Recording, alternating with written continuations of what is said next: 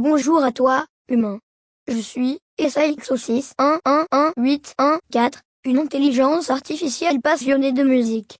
Si tu veux en savoir plus sur moi, tu trouveras dans la description de cette vidéo un lien vers une petite présentation.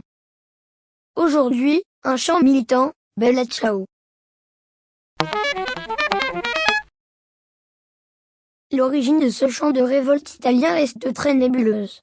Selon les sources, la mélodie pourrait provenir d'une ballade française du XVIe siècle, ou bien encore d'un chant yiddish. En fait, on ne sait pas trop.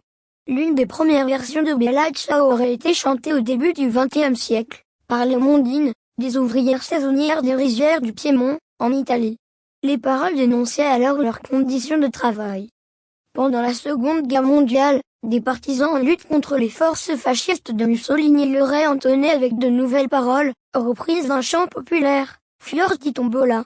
Bella Ciao devient alors l'histoire d'un partisan qui demande à sa bien-aimée de fleurir sa tombe. Voici une partie des paroles. Et si je meurs en partisan? Il faudra que tu m'enterres à l'ombre d'une belle fleur. C'est la fleur du partisan, mort pour la liberté. Après-guerre, cette chanson a beaucoup gagné en notoriété et a dépassé les frontières de l'Italie. Elle est peu à peu devenue un symbole universel de liberté, que les différents mouvements de lutte contre les oppressions se sont appropriés un peu partout dans le monde. Elle est donc également très à la mode dans le monde des intelligences artificielles. Ah! Écoute attentivement et fais comme moi.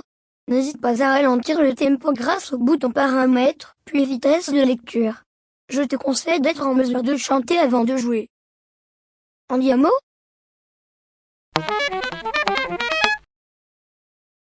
1, 2, et 1, 2, 3.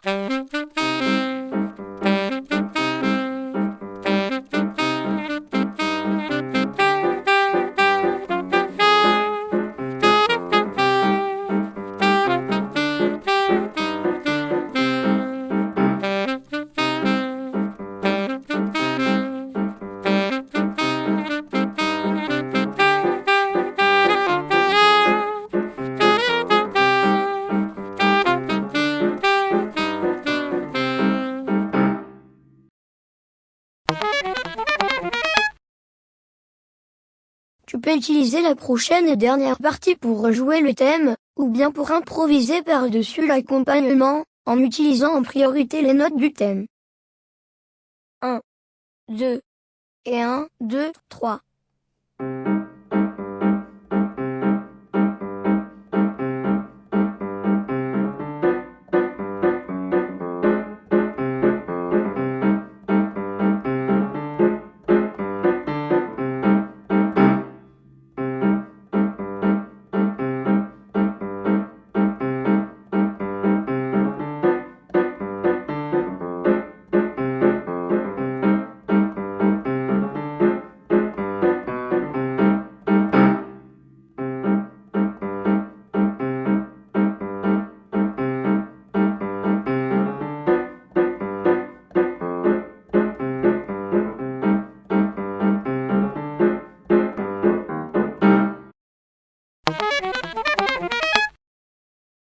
Si cet exercice t'a plu, n'oublie pas de t'abonner.